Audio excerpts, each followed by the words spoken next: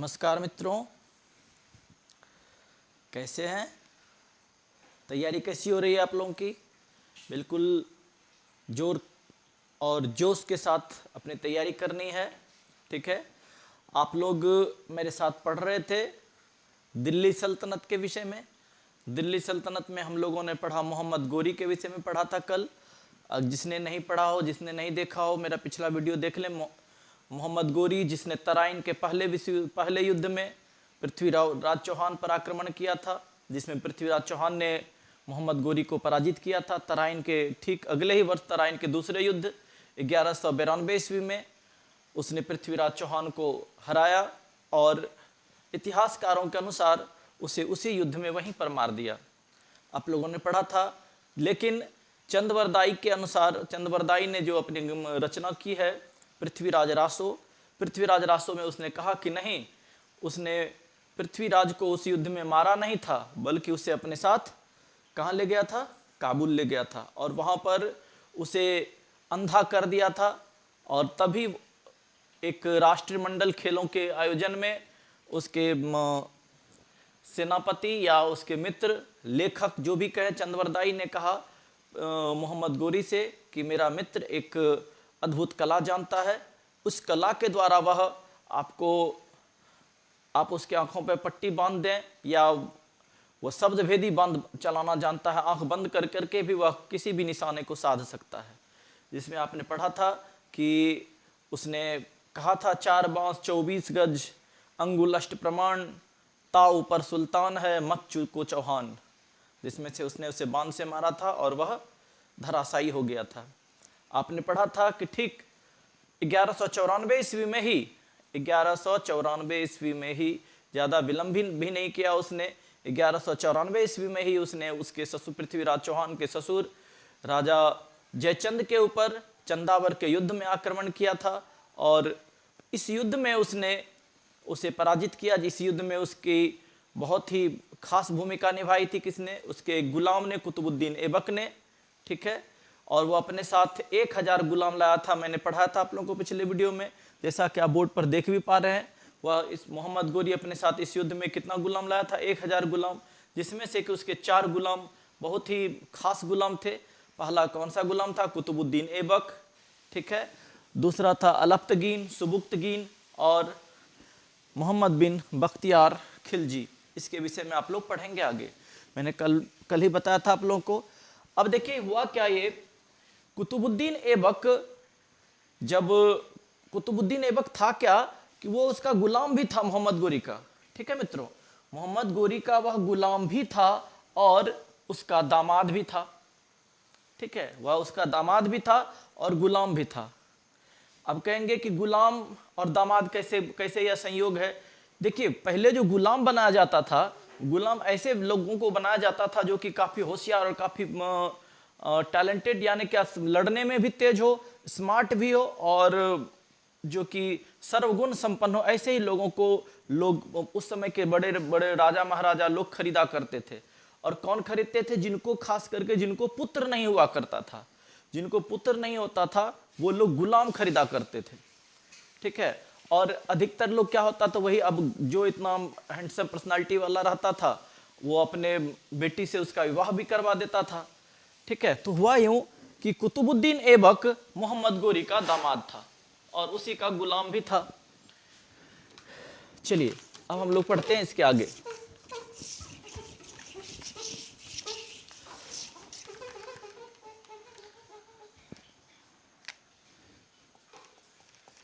कब? तो 1194 ईस्वी में।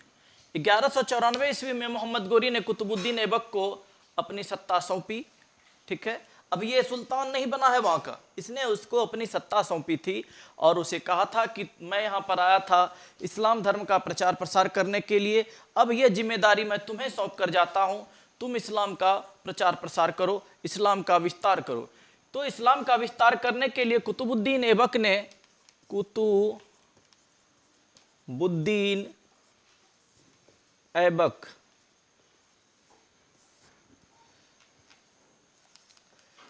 देखेंगे इसने क्या किया, इस्लाम के प्रचार प्रसार के लिए 1194 ईस्वी में, बहुत ही इंपॉर्टेंट फैक्ट है, पॉइंट है, 1194 ईस्वी में कहां पर, तो दिल्ली में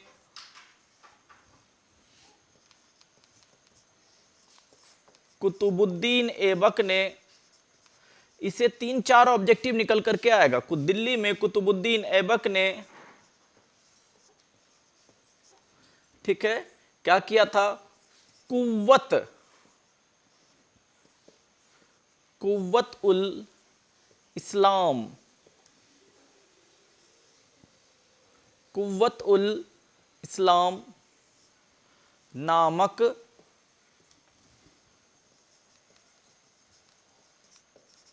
मस्जिद का निर्माण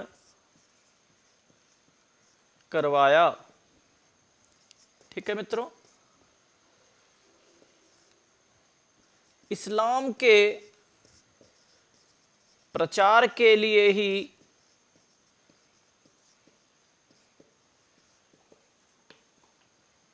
इसने क्या किया था, राजस्थान में, बहुत ही, चूंकि देखिए ये बहुत ही परीक्षा के दृष्टिकोण से, नौकरी के दृष्टिकोण से, आप चाहे किसी भी कंपटीशन के एग्जाम, किसी भी कंपटीशन का आपको परीक्षा, आपके एग्जाम हो, उसके लिए बहुत ही इंपॉर्टेंट है। आपको पूछेगा कि कुतुबुद्दीन ऐबक ने कुव्वत उल इस्लाम नाम का मस्जिद कहाँ बनवाया था, तो दिल्ली में बनवाया था। कुव्वत उल इस्लाम मस्जिद का निर्माण किसने करवाया, तो कुतुबुद्दीन ऐबक ने करवाया। ठीक है, कुव्वत उल इस्लाम मस्जिद का निर्माण कब किया गया, तो 1194 ईस्वी में किया गया। बहुत सारा फैक्ट इससे निकल करके आएगा। ठीक है, अब इसने क्या किया था, राजस्थान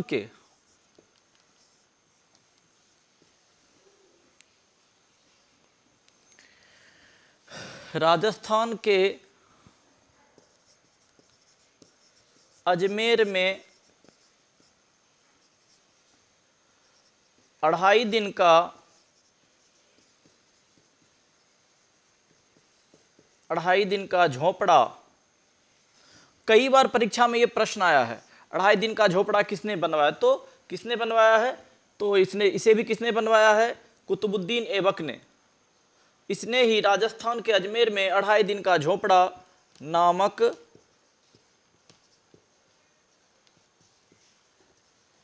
मस्जिद का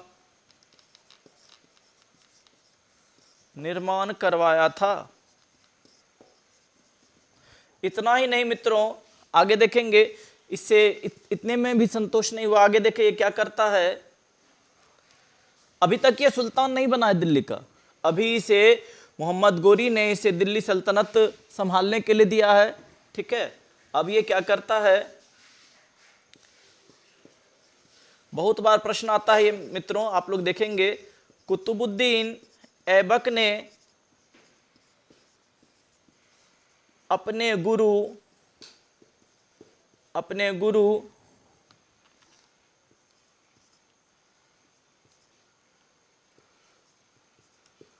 कुतुबुद्दीन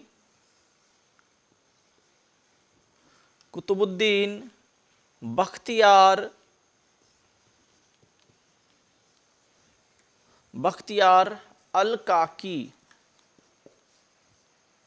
अल-काकी के नाम पर, कहां पर, तो दिल्ली में कब, तो 1199 ईस्वी में,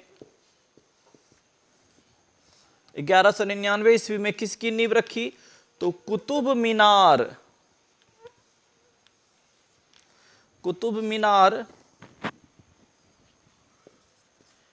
की नींव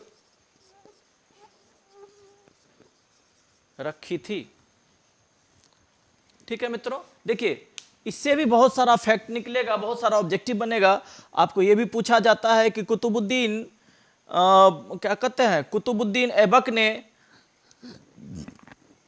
कब कुतुब मीनार की नींव रखी, कुतुब मीनार, या ये भी प्रश्न आएगा कुतुब मीनार का निर्माण किसने करवाया, तो कुतुब मीनार के निर्माण से 2-3 राजा संबंधित हैं। एक तो कुतुब मीनार का निर्माण आरंभ किया था कुतुबुद्दीन ऐबक ने, ठीक है, और मैं आप लोगों को एक बात बता दूं, और वो मैं लिख भी दूंगा कि कुतुब मीनार में कुल 5 इमारतें हैं, 5 मंजिला भवन है वह। ठीक है, कुतुब मीनार 5 मंजिला भवन है, जिसमें से केवल 1 मंजिल, पहले मंजिल का ही निर्माण कुतुबुद्दीन ऐबक ने करवाया था। कब करवाया था? 1199 ईस्वी में। ये करवाने के पीछे उसका एकमात्र उद्देश्य था कि उस पर से यानी क्या, कुतुब मीनार के ऊपर से चढ़कर अजान दी जा सके, और कोई खास वजह नहीं था। ठीक है, तो कुतुबुद्दीन ऐबक ने, अब ये देखिए, बहुत लोग परीक्षा में आता है, कंफ्यूजन होता है कि कुतुब मीनार का निर्माण कुतुबुद्दीन ऐबक ने किसके नाम पर किया था। तो इसने ये कुतुबुद्दीन ऐबक कुतुब मीनार, ऐसा नहीं, कोई कॉम्बिनेशन नहीं है। कुतुबुद्दीन ऐबक के गुरु का नाम था कुतुबुद्दीन बख्तियार अल काकी। ठीक है, कुतुबुद्दीन बख्तियार अल काकी इसके गुरु का नाम था। इसने ये कुतुब मीनार का निर्माण अपने गुरु कुतुबुद्दीन बख्तियार अल काकी के नाम पर दिल्ली में बनवाया था। ठीक है, दिल्ली में निर्माण आरंभ किया था। लेकिन इसका निर्माण पूरा किसने किया था? अब देखिए, इसका निर्माण और शेष जो 4 मंजिल है, शेष 4 मंजिल का निर्माण किया था इसी के, अब इसका भी गुलाम था एक। ठीक है, इसका गुलाम और दामाद भी था, वह इसका भी दामाद था, उसका नाम था इल्तुतमिश। ठीक है, इल्तुतमिश ने कुतुब मीनार के निर्माण का कार्य पूरा किया था। 67वीं बीपीएससी का जो क्या कहते हैं, री एग्जाम से पहला जो एग्जाम हुआ था, ठीक है, मेन एग्जाम पीटी का, उसमें यह प्रश्न था, कुतुबुद्दीन के निर्माण का कार्य पूरा किसने किया था? तो पूरा किसने किया था? इल्तुतमिश ने किया था। ठीक है मित्रों, आगे देखिए,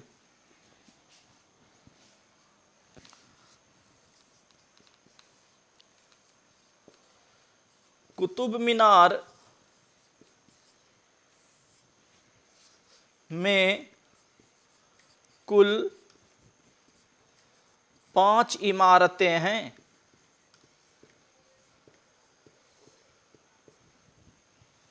ठीक है,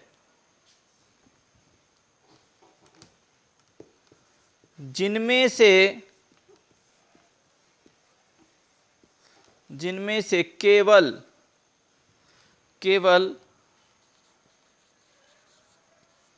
पहली मंजिल का ही निर्माण किसने करवाया था? कुतुबुद्दीन ने करवाया था।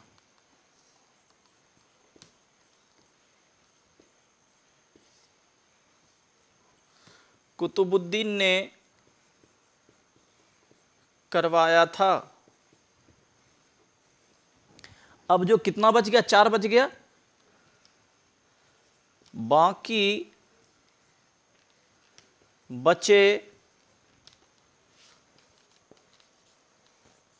मंजिलों का निर्माण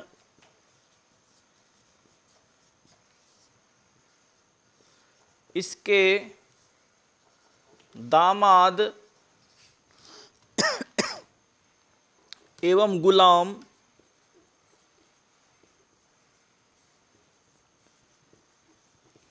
इल्तुतमिश ने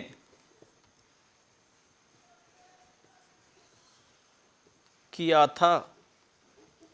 ठीक है मित्रों, आगे देखिए,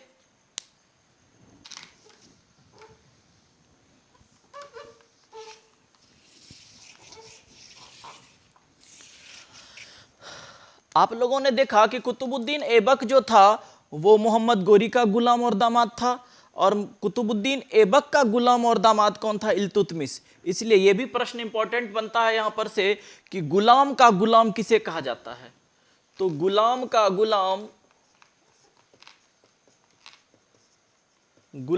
गुलाम इल्तुतमिश को कहा जाता है।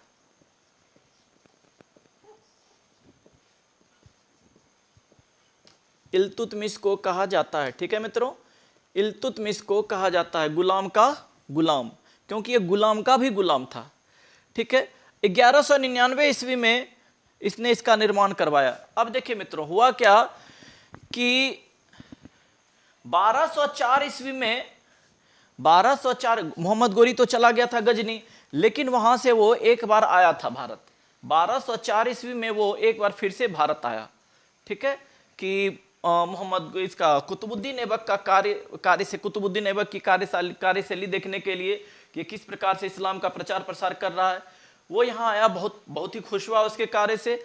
जब वह 1195 में वह लौट रहा था यहाँ से, ठीक नहीं सॉरी क्या मैंने क्या कहा था, 1204 ईस्वी में, ठीक है, 1194 में तो इसका निर्माण, हाँ 1204 ईस्वी में जब वह आया और 1205 में जब यहाँ से वह लौट रहा था, ठीक है, तो रास्ते में ही उसकी खोखरों से, गुर्जर होते हैं, खोखरों से इसकी मुठभेड़ हो गई, ठीक है। तो खोखरों ने क्या किया था, इसके गर्दन पर, मोहम्मद गोरी के गर्दन पर तलवार से वार किया था। तो तलवार का जो उसको वार लगा उसके गर्दन पर, तो 1206 ईस्वी में वह फिर वहां से उसको इल्तुतमिश के साथ वह जा रहा था। इल्तुतमिश उसे अपने साथ जब गजनी लेकर के गया तो वहीं पर उसकी 1206 ईस्वी में उसकी मृत्यु हो गई, ठीक है। 1206 ईस्वी में किसकी मृत्यु हो गई, मोहम्मद गोरी की। तो उसको भी आप लोग लिख लेंगे। 1204 ईस्वी में मोहम्मद गोरी दोबारा भारत आया था।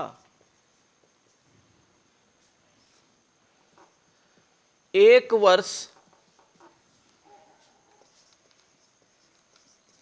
रहने के पश्चात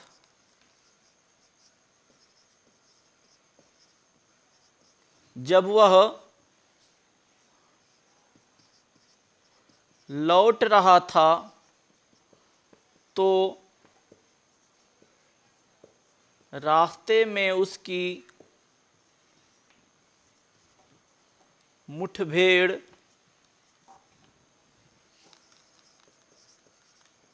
खोक्कड़ प्रजाति से हो गई।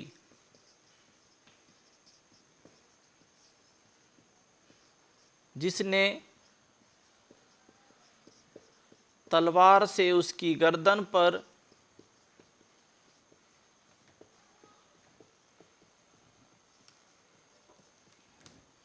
वार किया। अब कब क्या हुआ, तो 1206 ईस्वी में गजनी में किसकी, तो मोहम्मद गोरी की, मोहम्मद गोरी की मृत्यु हो गई।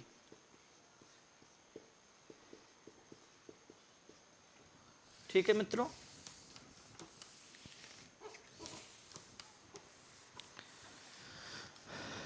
अब आते हैं कुतुबुद्दीन ऐबक की पूरी कहानी। पहले सुन लीजिए थोड़ा सा 2 मिनट। कुतुबुद्दीन ऐबक कैसे सम्राट बना। जब मोहम्मद गोरी की मृत्यु हो गई तो अब बड़ी मुश्किल से मोहम्मद गोरी को एक स्थायित्व मिला था, इस्लाम धर्म को एक क्या कहते हैं, एक बेस मिला था, आधार मिला था। अब दिल्ली सल्तनत का यानी क्या सुल्तान कौन बनेगा, सुल्तान बनने के लिए, सुल्तान के लिए एक क्या कहते हैं कि मुठभेड़ हो गई कि कौन बनेगा सुल्तान। पूरा दिल्ली सल्तनत खाली सा रहने लगा। तो वहाँ की जनता ने, लाहौर की जनता ने, ठीक है, लाहौर की जनता ने क्या किया, कुतुबुद्दीन ऐबक से अनुनय विनय किया कि आप दिल्ली सल्तनत को संभालिए, आप ही शासक बनिए।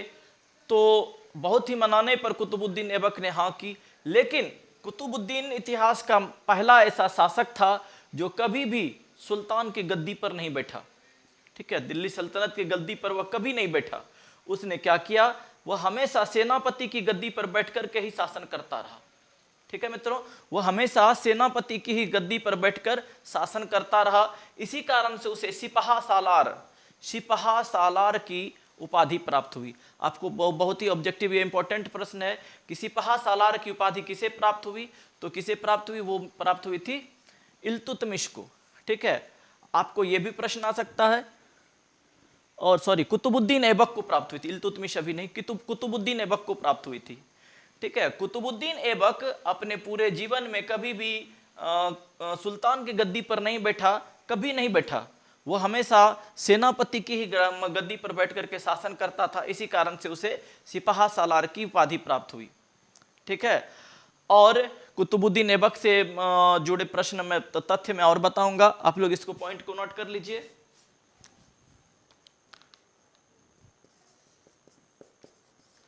बारह सौ 18 में ही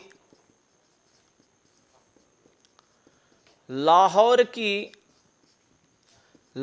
की जनता के आग्रह पर कुतुबुद्दीन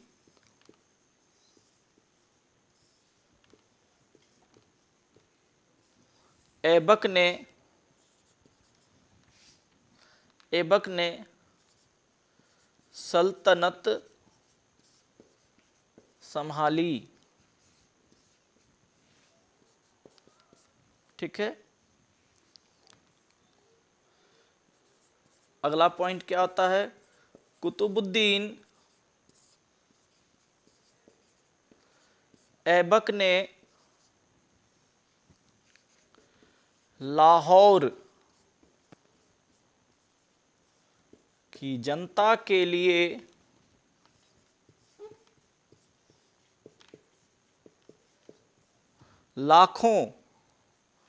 लाखों सिक्के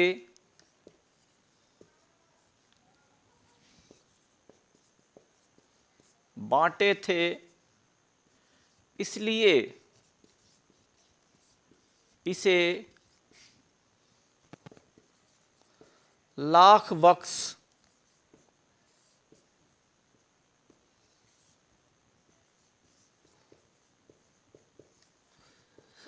उपाधि प्राप्त हुई।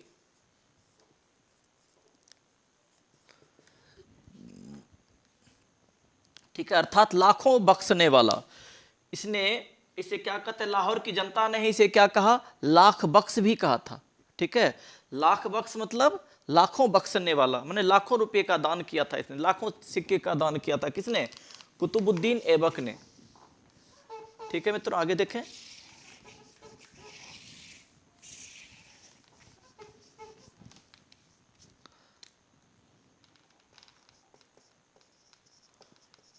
कुतुबुद्दीन ऐबक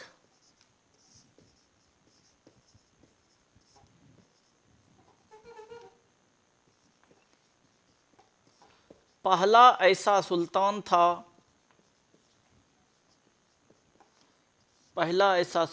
था जो कभी भी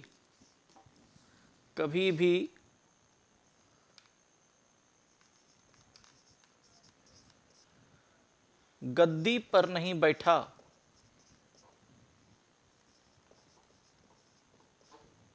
कभी या सुल्तान की गद्दी पर नहीं बैठा, सुल्तान की गद्दी पर नहीं बैठा, तब वो कहाँ बैठता था?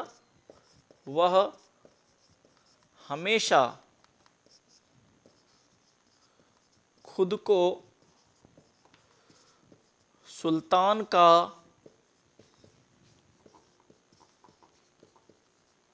गुलाम ही समझता था। इसीलिए मित्रों यहां से गुलाम वंश स्टार्ट होता है। ठीक है, गुलाम वंश का आरंभ इसी कारण से यहां से होता है। वह हमेशा खुद को सुल्तान का गुलाम ही समझता था,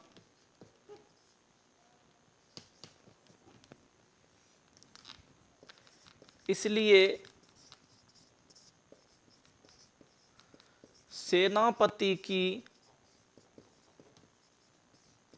गद्दी पर ही बैठता था।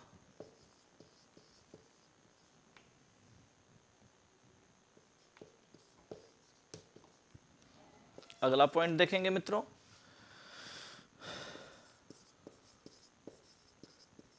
कुतुबुद्दीन ऐबक को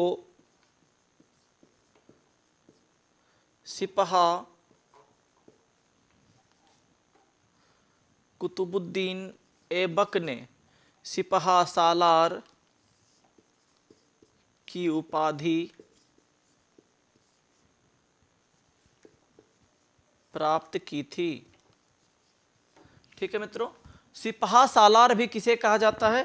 तो सिपहा सालार भी किसी को कहा जाता है? तो कुतुबुद्दीन ऐबक को ही सिपहा सालार भी कहा जाता है। क्यों? क्योंकि ये कभी भी सुल्तान की गद्दी पर नहीं बैठा, ये हमेशा कहाँ बैठा करता था, ये हमेशा सेनापति के ही गद्दी पर बैठा करता था, सेनापति की ही गद्दी पर बैठ करके यह शासन किया करता था, इसीलिए इसे सिपाहा सालार भी कहा जाता है। ठीक है, आगे देखेंगे, कहा जाता है कि एक बार की बात है, कुतुबुद्दीन ऐबक चौगान खेल रहा था। क्या कर रहा था?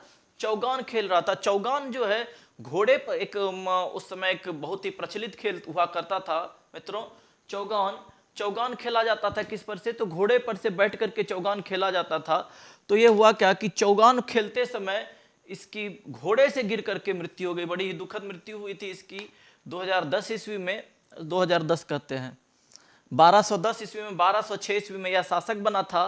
ठीक है, कब बना था? तो 1206 ईस्वी में यह शासक बना था और 1210 ईस्वी में इसकी मृत्यु हो गई थी। ठीक है मित्रों, 1206 ईस्वी में यह शासक बना और 1210 ईस्वी में इसकी मृत्यु हो गई। कैसे मृत्यु हो गई? बड़ा ही दुखद मृत्यु हुआ इसका।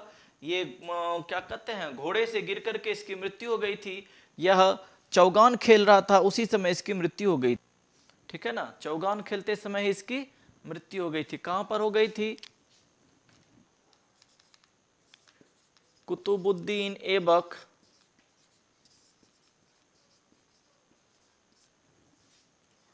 कुतुबुद्दीन ऐबक कहां पर? लाहौर में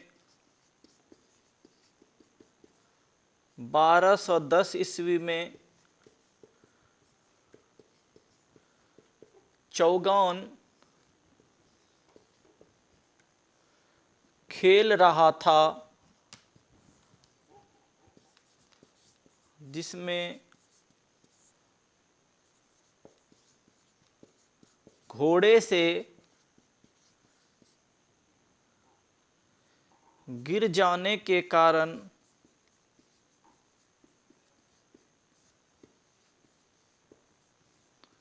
इसकी मौत हो गई थी।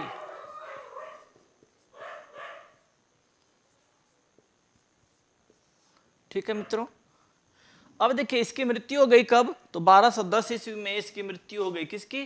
तो कुतुबुद्दीन ऐबक की। किससे गिरकर? घोड़े से गिर करके। ठीक है, क्या कर रहा था यह? तो चौगान खेल रहा था।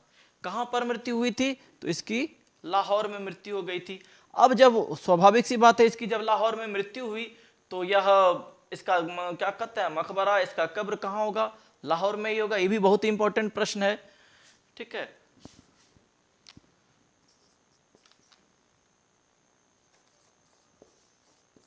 कुतुबुद्दीन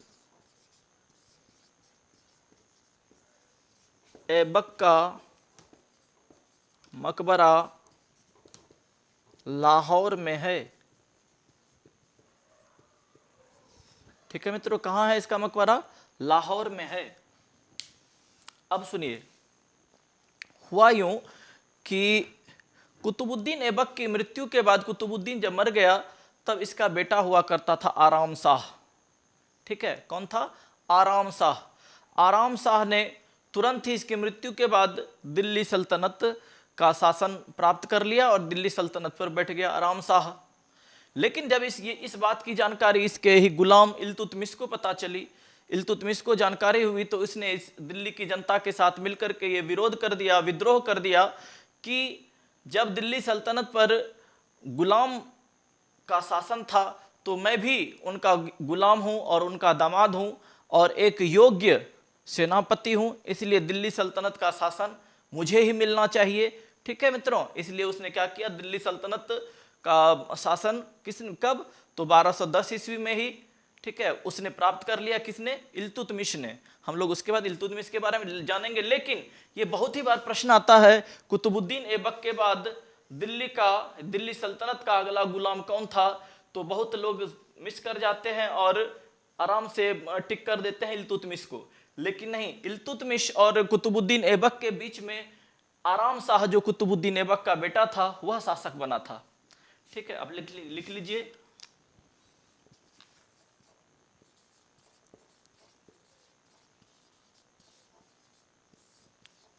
कुतुबुद्दीन ऐबक की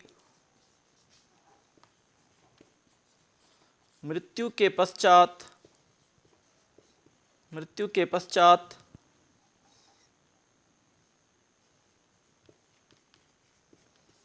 अगला सुल्तान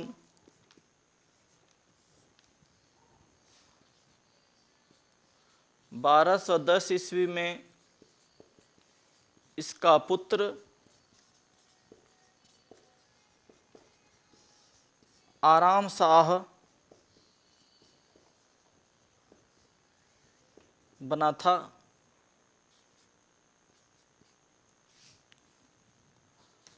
लेकिन इल्तुतमिश ने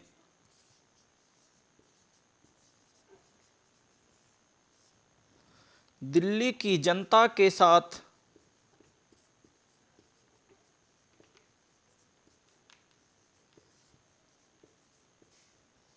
मिलकर क्या कर दिया?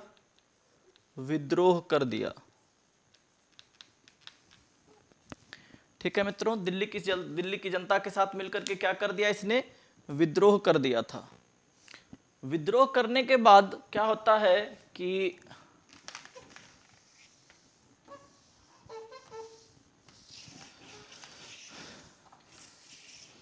इल्तुतमिश वहां का शासक बनता है। इल्तुतमिश और आराम शाह के बीच इल्तुतमिश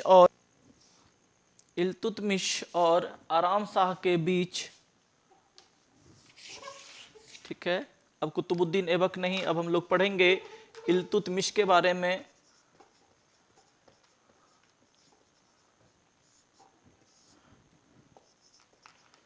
इल्तुतमिश और आराम शाह के बीच कब? तो 1211 ईस्वी में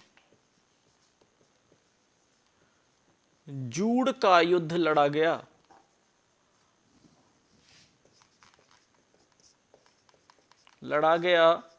जिसमें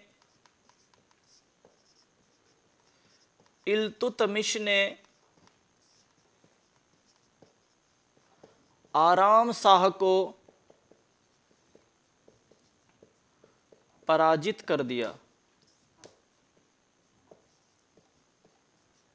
ठीक है मित्रों, अब इल्तुतमिश बनेगा कहाँ का? दिल्ली सल्तनत का शासक।